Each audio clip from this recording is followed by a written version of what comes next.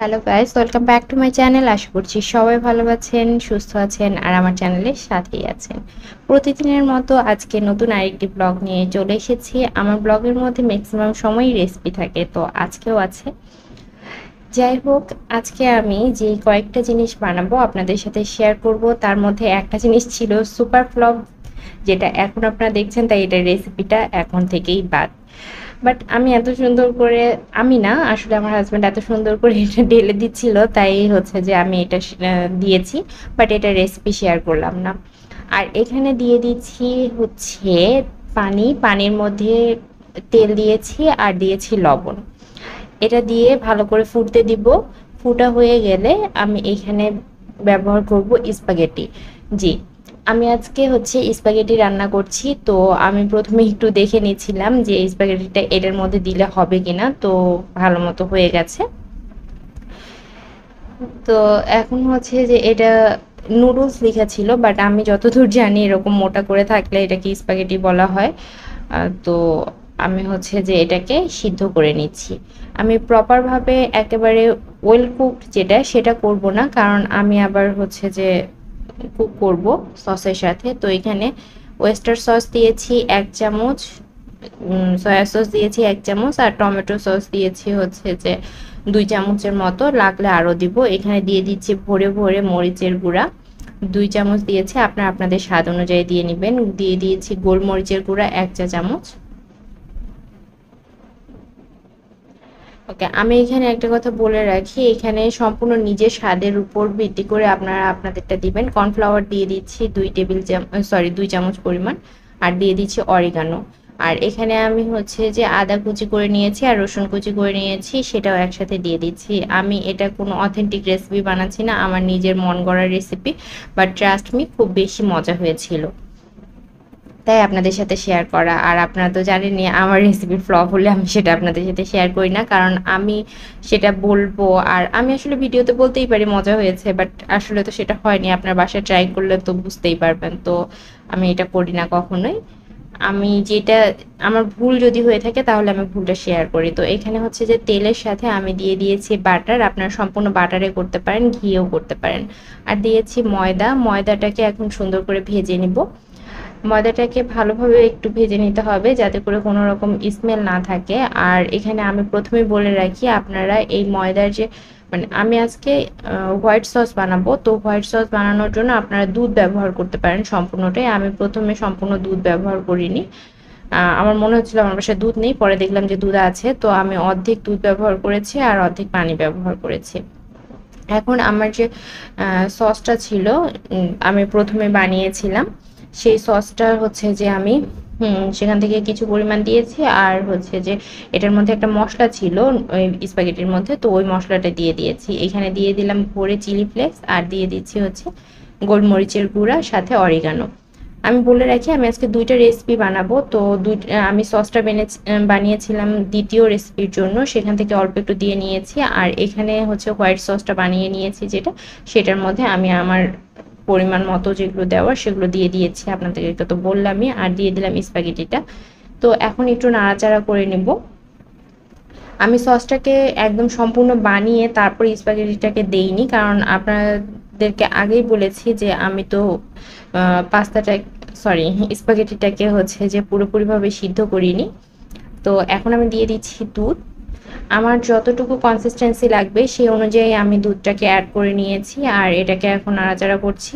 আর মনে হলো যে সামান্য একটু লবণ দেওয়া প্রয়োজন, কারণ সসগুলো থেকে পর্যাপ্ত আসবে না লবণ, তাই আমি লবণ অ্যাড করেছি। আর দিয়ে দিচ্ছি টমেটো সস।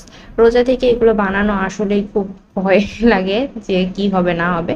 আর দিয়ে দিলাম মজরেলা চিজের যে পার্টটা থাকে সেখান থেকে আমি কেটে দিয়েছি।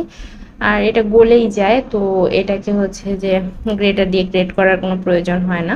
তো এই পর্যায়ে দেখুন, এটা হচ্ছে যে যে মানে কনসিস্টেন্সি চাচ্ছিলাম আমি, সেই কনসিস্টেন্সিতে চলে এসেছে। তো এর থেকে বেশি আর হচ্ছে যে করার দরকার নেই। আচ্ছা, বলে দিই কেন করার দরকার নেই, কারণ আমি একটু পরে সার্ভ করব, সেক্ষেত্রে এটা টেনে যাবে।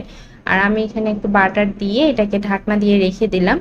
আপনাদেরকে সাজেস্ট করব আপনারা ঢাকনা দিয়ে এভাবে রেখে দিয়েন না, কারণ পানিটা অনেকটাই টেনে যায়। এর মধ্যে আমি এটাকে আমার কিচেন কাউন্টারটাকে হচ্ছে যে ক্লিন করে নিয়েছি, কারণ ইফতারের এখনো অনেক সময় বাকি। আর আমার হচ্ছে যে কাজগুলো শেষ করে নেওয়া খুব জরুরি ছিল। আমি সেহরির রান্নাও কমপ্লিট করে ফেলেছি, তো এজন্য স্প্যাগেটিটা বানিয়ে ফেলেছি। আপনারা হচ্ছে যে সবকিছু রেডি করে ইফতারের 10-15 মিনিট আগে হচ্ছে যে হোয়াইট সসের মধ্যে দিয়ে দিতে পারেন, সেক্ষেত্রে সব থেকে বেটার হয়। কারণ হোয়াইট সস দিয়ে বানিয়ে রাখার পরে সেটাও হচ্ছে যে অনেকটা টেনে যায়।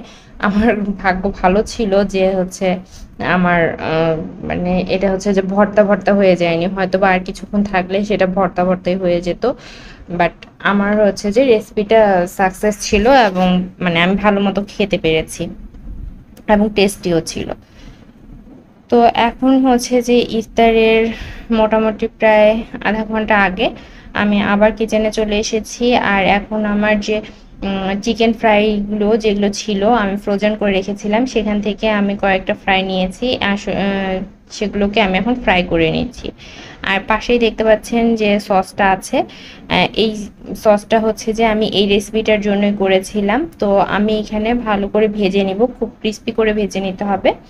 আপনারা চাইলে হালকাও ভাজতে পারেন, বাট আমার কাছে মনে হয় যে ক্রিস্পি করে ভাজাটাই বেটার। আবার বলে দিচ্ছি যে এই টাইপের যে রেসিপিগুলো আছে এগুলো আসলে সঙ্গে সঙ্গে করে সঙ্গে সঙ্গে খাওয়াটাই বেটার, না হলে হচ্ছে যে মেদা মেদা হয়ে যায়। আমাদেরটা মেদা মেদা হয়ে যায়নি, বাট একটু নরম হয়ে গিয়েছিল। তো এগুলোকে ভেজে আমি উঠিয়ে নিয়েছি। এখন হচ্ছে আমি যে ডালের যে বড়াটা বানিয়েছিলাম এর আগের ব্লগটাতে আপনারা দেখতে পাবেন, কারণ ব্লগটা বেশি বড় হয়ে যাবে দেখে আমি হচ্ছে যে ডিভাইড করে ফেলেছি, সেহরির ব্লগটাকে আলাদা করে ফেলেছি এবং ইফতারের ব্লগটাকে আলাদা করে ফেলেছি। তো এখানে আমি এটা ভেজে নিচ্ছি।